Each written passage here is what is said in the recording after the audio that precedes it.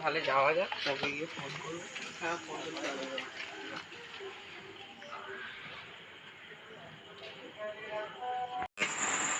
দাদা সুজয়কে ফোন করেছ? হ্যাঁ হ্যাঁ চল চল তাহলে ওকে ফোন করি। ঠিক আছে। আরে তাহলে যাই, কিন্তু চার্জারটা আমার কোথায় খুঁজে পাচ্ছি না। দেখি। হ্যাঁ ভাই তাহলে চলে গেলে ফট করে। কেউ বাপন বলে ডাকছিস, তুই শুনতে পেলি?